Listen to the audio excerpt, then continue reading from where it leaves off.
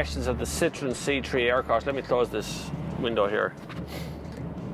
Citroen is always a kind of a controversial brand because it's caught up in the PSA thing, it's caught up in, you know, it's part-time Peugeot, it's Citroen, it's French, which makes it very different. I always loved the design. The design of Citroen is they always take what looks like a concept and then just turn it into reality. They don't seem to do any more about it. That's as far as it ever gets for them.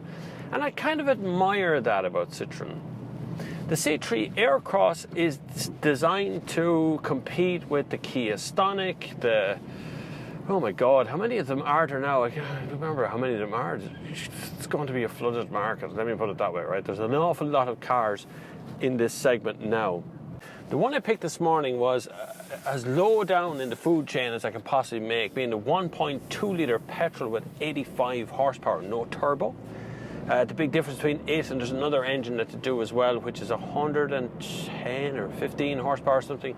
That one's going to have a turbo. This one has not got a turbo.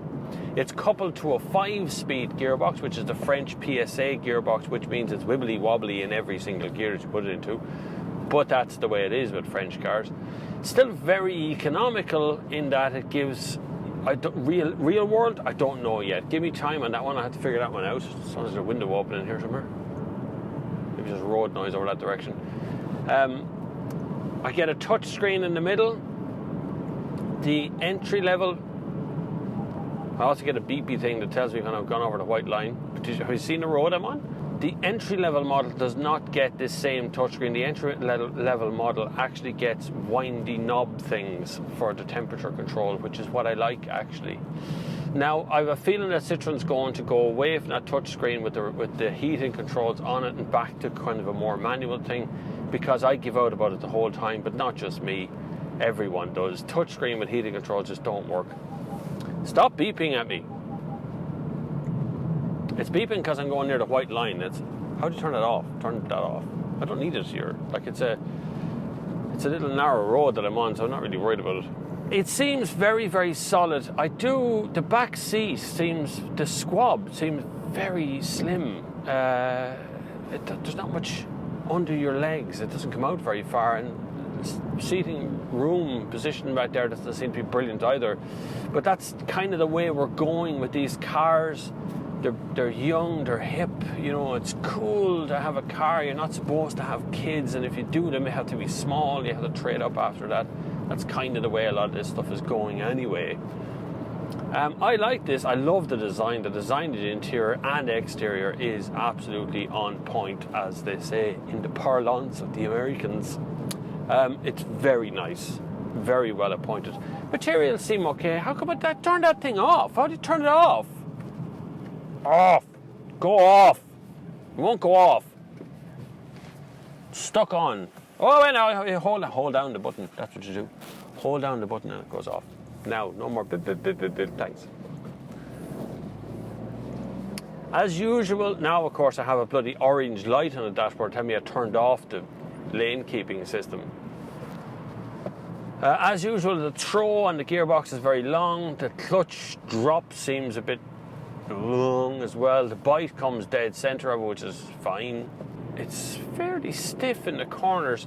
I suppose when you take a C3 or you take that chassis system they've got and you elevate it into the air, you're going to have to toughen the suspension a little bit as well, just to make it more convenient. 85 horsepower, what can you expect? You're not going to win any races, really. You're not going to, set the world on fire. I would prefer to have more horsepower, but that does involve upping the price you're going to spend on this car, because you're going to pay for the turbo. You can expect this in your showroom now. Right now, it's already there, so have a gander at it in the showroom, which is just in time for Christmas, if you fancy having a Christmas present out of it. Anyway, this is, like I say, my first drive in Ireland. This car, I do have this car in a longer test later in the year. Maybe it's next year. No, I think it's later this year that I'm driving this car, because time is running out for the amount of cars this year. I am on Instagram at Bob Flavin. If you click on that, you will see that I'm on Instagram, and I do Instagram stories, although some of them are running and not always driving stuff, but there's a lot of car stuff in it, travel stuff in it. I am also on Twitter. I use that fairly regularly. The depends what's going on. I'm on Facebook, but I hate it and I don't use it. So don't bother trying to contact me much on Facebook, because I don't like the thing. I think it's a horrible cesspool of debauchery.